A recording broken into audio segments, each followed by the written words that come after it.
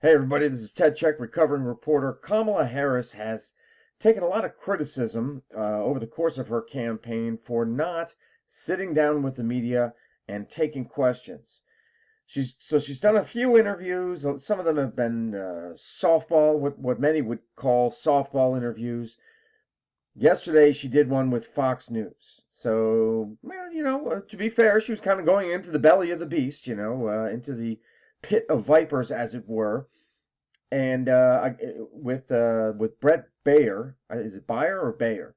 Anyway, he asked the tough questions. He did ask the tough questions, and I gotta say, if if Kamala if the aim of this interview was to gain a foothold with the largest block of voters in the United States, the independent voters, this was a fail.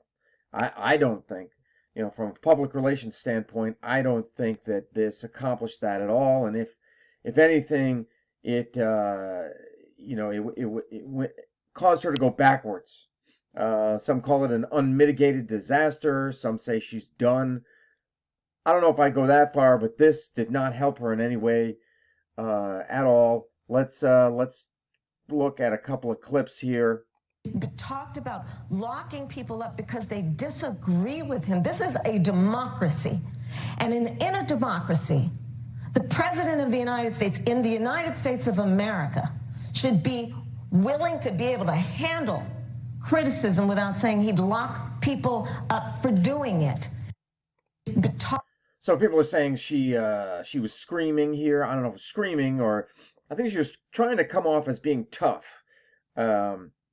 And being critical, obviously being critical of Donald Trump, but some say she was a bit unhinged, and that she should have been more measured and more diplomatic, at least with her delivery.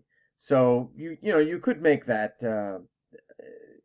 you could have that outlook on this, that yeah, she was a bit unglued with this answer. And going too far in talking about her opponent. Here's another one. And going back to that one, President of the United States in the United States, things like that. I think that just kind of bolsters the criticisms, that she's kind of a word salad person. Obviously, here I am speaking off the cuff, and I can't get everything perfect all the time.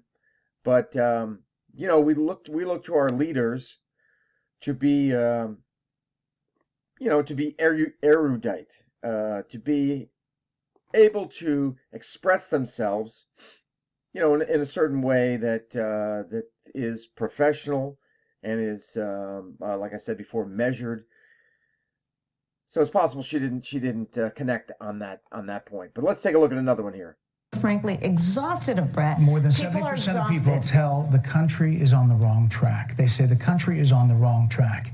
If it's on the wrong track, that track follows 3.5 years of you being vice president and President Biden being president. That is what they're saying, 79% of them. Why are they saying that? If you're turning the page, you've been in office for 3.5 years. And Donald Trump has been running for office. But you've been the person holding the office. Come on. Madam You Vice and I President. both know what I'm talking about. You and I both know what I'm talking about. I actually don't. What are you talking about? What I'm talking about is that over the last decade, But people you're the have lever of become. power. But listen, over the last decade, it is clear to me, and certainly the Republicans who are on stage with me. Yeah, total avoidance there. Total avoidance. The first words out of her mouth once he finished the question were Donald Trump. She immediately avoided anything, any kind of accountability, and immediately went to criticizing her opponent, who hasn't been in office in 3.5+ years. She has.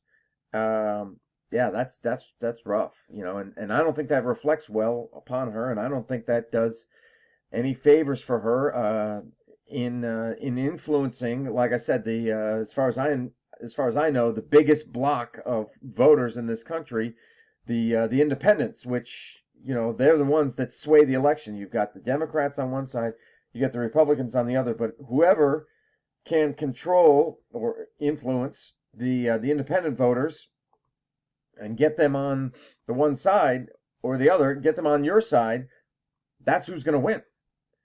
And then this was the ending here.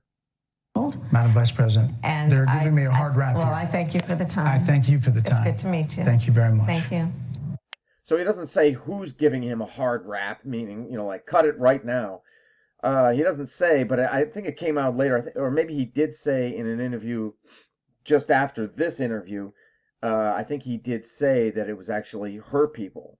There were like 4 people from the campaign, from the Kamala Harris campaign, that were signaling for him to end the interview, just off camera.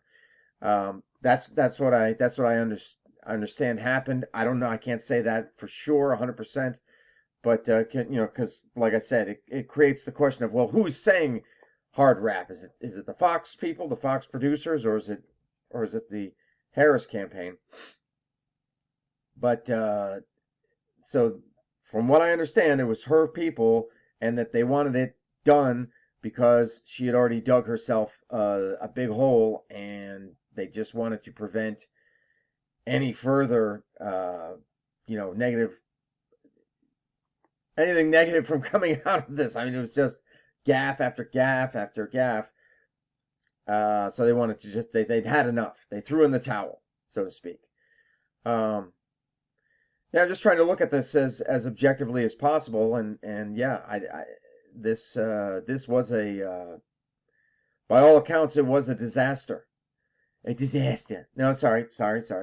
A disaster. And it didn't do her any favors. I mean, she has people in her camp. She has the people that are going to vote for her no matter what. But she needs to get those undecideds, those independents. She needs to get those people. And if they look at this, they're probably not going to go like, yeah, that's my person. I don't know. But that's just looking at it objectively from a public relations standpoint. Let me know your thoughts, and I'll talk to you later.